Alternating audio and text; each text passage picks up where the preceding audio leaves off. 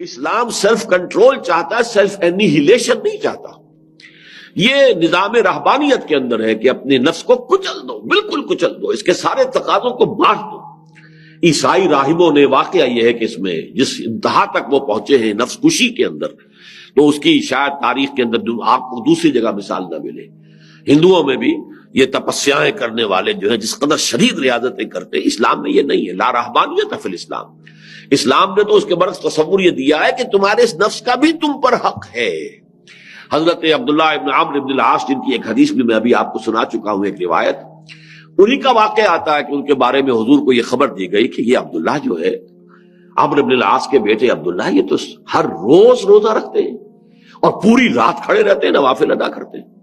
انہیں نہ اپنی بیوی سے کوئی غرض ہے، نہ کوئی دنیا سے کوئی اور تعلق ہے، کوئی دلچسپی ہے، بالکل نہ لوگوں سے ملنا جلنا ہے، الگ تھلگ ہے، اسی کام میں لگے ہوئے۔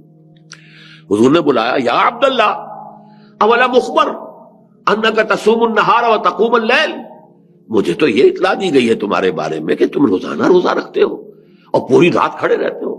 عرض کیا بلا یا رسول اللہ، حضور ایسا تو ہے۔ فرمایا لا تفعل، ایسا ہرگز مت کرو۔ فإن لنفسك عليك حقا وإن لزوجك عليك حقا وإن لزورك عليك حقا، تمہارے نفس کا بھی تم پر حق ہے، تمہاری بیوی کا بھی تم پر حق ہے، تمہارے ملاقاتی وزٹرز جو آئیں زیارت کرنے والے، ان کا بھی تم پر حق ہے۔ یہ سارے حقوق ادا کرنے، تو نفس کو بھی اس کا حق ادا کیجئے، لیکن یہ کہ وہ کیجئے اس طریقے سے کہ آپ فیصلہ کریں کہ نفس کو کیا دینا ہے کیا نہیں دینا۔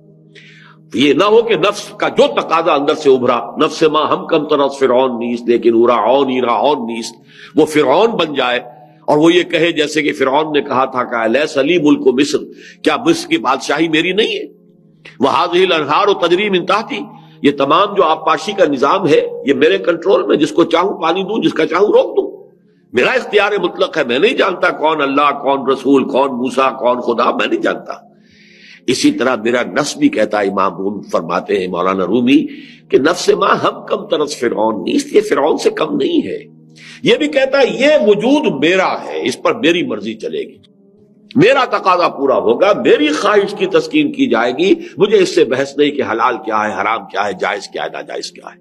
اب یہاں اگر آپ کی خودی طاقتور ہے اور نفس کو کنٹرول کرتی ہے، تو یہ ہے جو مطلوب شکل کہ اب آپ اس نفس حیوانی کو اپنے لیے استعمال کر سکیں گے، اپنی فلاح کے لیے، اپنی کامیابی کے لیے، اعلیٰ تر مقاصد کے حصول کے لیے، اونچی اونچی منزلوں تک پہنچنے کے لیے۔ یہ آپ کا مرکب ہے، یہ آپ کی سواری ہے۔ بصورت دیگر یہ نفس آپ کو پٹخ دے گا، اور وہ پٹخنا دنیا میں بھی ہوگا، گناہوں کی وادیوں میں،